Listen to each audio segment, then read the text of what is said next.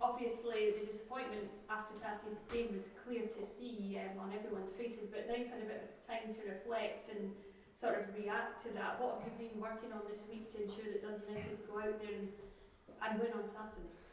I didn't think we'd done ourselves justice in the second 45 against Ross County. I thought, of course we had the worst possible start to the game, conceding in the first minute, but I thought the reaction for the remainder of the first half was very, very good. Deservedly got the equaliser and, played some really good football in that opening 45. It's very hard to legislate for the next two goals that we concede. Some individual errors in there. Some poor defending and something that we just quite simply cannot allow to happen in the next three games. If teams cut us open with some great football, or somebody puts a strike in from 25 yards into the top corner that the keeper can do nothing about, then you hold your hands up in those situations. But as a group, we're all in agreement that those goals we gave away on Saturday were soft, and in the situation that we're in, fighting for our lives to stay in the Premier League, quite simply we can't allow that to happen. And you said yourself after the game, you thought you'd eradicated those sort of defensive errors, but was it a reminder to the players that they cannot switch off at all, in particular a run like this that you've got ahead of you? Yeah, I think that that's pretty much been the message. Probably a reality check. I think in terms, we have been getting a lot of plaudits in terms of to the shape of the team and the discipline and the energy levels back in the team, that aggression and desire that has been shown in recent games. But, I think it just goes to show the importance of concentration levels and discipline at this level. If you switch off for a split second, then the opposition can hurt you. And that's what happened to us on Saturday. We started very slowly, got done with a corner, and then, the two goals after that, as I said, were really poor mistakes in terms of the shape of the team from our point of view. But we've spoke about it, we've analysed it, we're all in agreement that those mistakes can't happen again going forward, and we've got a chance on Saturday, which is always the great thing about this game. You've always got a chance in the next game to make amends, and that's what we aim to do. You've got 3 games left. How confident are you feeling with what you've got here at United and what you've seen that that they will survive in the Premiership this season?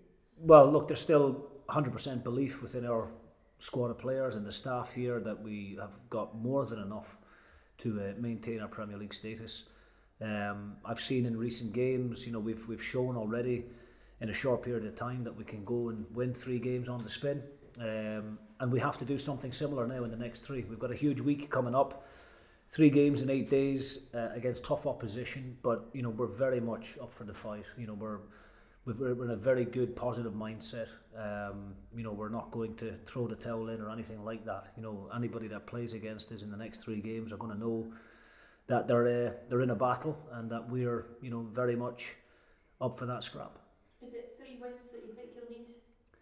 Well, I think, look, it's very hard to put a number on it. Kilmarnock and Ross County are in a similar situation to ourselves where they're fighting for their lives as well, and both of those teams have picked up some very important results in recent games. But we just have to focus on ourselves. We have to make sure that we are switched on from that first minute, and that the energy levels are there, and that we're getting after the opposition from the start of the game right up to the 90 whatever minute it takes. We have got quality in the team. There's no getting away from that. We have to just do a little bit better at those key moments. Defend better and be a bit more clinical in front of goal when those opportunities arise. And how's your team news and injury situation going into the game? Everybody's good, thankfully. A bit of positive news in terms of Peter Pawlett and Dylan Levitt joining back in. The first day today of competitive training, and both have came through that fine. So we'll see how they cope tomorrow, and there will be an opportunity hopefully for those two to be involved. Thank you. Thank you. Jim, to what extent do you feel the pressures maybe getting to the players? Is that borne out at all in the last couple of results, or is it, as you say, just down to human error? No, I don't think the pressure is getting to the lads at all. I think they've shown, as I said, in recent games gone by, that they're a good side and that they can handle the occasion. we just didn't do ourselves justice in the second half against Ross County, and that was a real disappointment from everybody involved. You know, we had a fantastic turnout with the supporters. We had nearly 12,000 fans there. You know, it was a time to remember, you know, that great team from 40 years ago as well, and we certainly didn't set out to dampen the spirits and dampen the mood. But unfortunately, sometimes in football, you know, you've got to credit the opposition, and you know, sometimes people are only human and do make mistakes. But you know, it's been a very positive reaction this week. You know, we're not, you know, as I said, we're not going to throw the towel in. We're not going to give up. You know, we have been here before. When I came in, I know I've said it before, but prior to the Hibs game where we were 5 points adrift and managed to get some important wins and put ourselves off the bottom of the table, we've proven to ourselves that we can do that, and we've got an opportunity in the next 3 games to do the same. Yeah, obviously everybody's hurting after the 2 defeats, but Livingston, they've lost 5 out of 6. Do you feel that could impact on the game? It could be a bit of a tense, nervy affair? I think it's fair to say, and I'm sure Davy Martindale won't mind me saying, I think the game is more important for us in terms of what the points mean to us as opposed to what they mean to Livingston.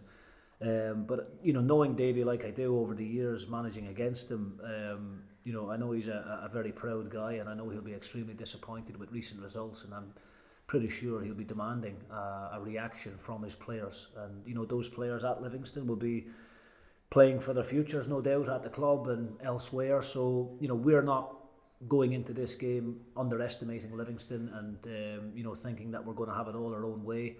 You know, they are a good side with some good players, but, you know, we have to focus on what our strengths are and where we can cause Livingston problems, and that's what we've worked on all this week. And, you know, I'm expecting a really positive reaction this Saturday from the first minute, and we have to go for it. We have to try and get maximum points and see where that leaves us on Saturday evening. Although you're bottom of the table, it's so tight. You know, things could look very different indeed come 5 p.m. on Saturday. Yeah, we've just got to focus on ourselves and you know, let Ross County and Kilmarnock and, you know, St Johnstone still very much in this relegation dogfight as well. But you know, we've got 3 big games coming up against 3 good teams, but we have had extremely positive results against those 3 teams throughout the course of the season. So that's got to be where our thought process is at. You know, we can't go there and be nervous and be uptight. We have to go there and really put on a good showing and make amends for a poor second 45 last Saturday. And just finally for me, Jim, some United fans are a bit disappointed Charlie Mulgrew's going to be on stage tonight in Glasgow, a big Celtic supporters event. What are your thoughts on that? Do you understand the concerns, or are they unnecessarily worrying about something? No, I'm a little bit disappointed with the negative reaction to that. I mean, you know, Charlie is going there to support an ex-teammate. It's you know, a charitable foundation, you know, and it's a Thursday night. You know, different if it's tomorrow night and he's going to be out till all hours of the morning. You know, Charlie is going to go there, do a little bit of a Q&A along with Scott Brown, and you know, he'll not be hanging around too long. He's going to drive to the event and drive back. There'll be no alcohol involved, and you know, people just need to relax a little bit and understand that you know, it's for a good cause what Charlie's doing. Absolutely. Thanks, Jim. Thank you. Just one from me, Jim.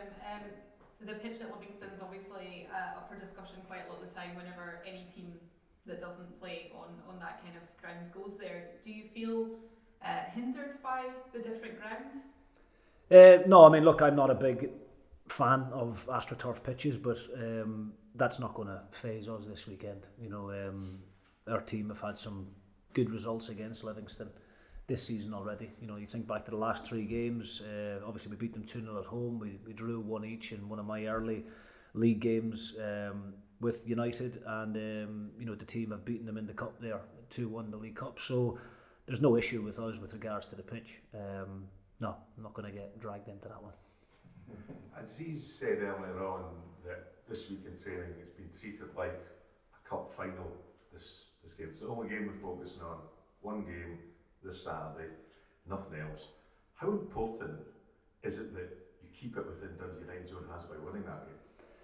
Yeah, I mean, look, every game since I've came in has had its own significance, if you like, in terms of the magnitude of all of the fixtures. You know, we've not got ourselves out of the position that we're in, unfortunately. We did have it all in our own hands a couple of games ago, but unfortunately, we've slipped back down the table again and find ourselves on the bottom. But we've treated every game of equal importance. I wouldn't like to say that this Livingston one is more important than the last one. Every game is just as crucial as the next one, and our preparation towards every game has been very similar. The intensity has been there in training. The players' attitudes and application in training has been brilliant. There's nobody going through the motions. Everybody is desperate to do what they can to make sure that we repay the faith that the fans have given us, and that we make sure that we stay in the Premier League for next season. But it's a tough ask, but we're not believing that we're out of it, that's for sure. Every team that's down there is fighting for their lives, and of course this is a massive game, but we want to finish these 3 games knowing that we've given absolutely everything, and that we've put our bodies on the line, and that we've left absolutely nothing in the tank. And I think, if the players do that, then I think they'll give themselves a great opportunity of picking up the results that we need. It's 3 games in 8 days. Momentum is what it's all about. Important to get that victory from there and just take the momentum into these 3 very quick games, one after the other. Yeah, absolutely.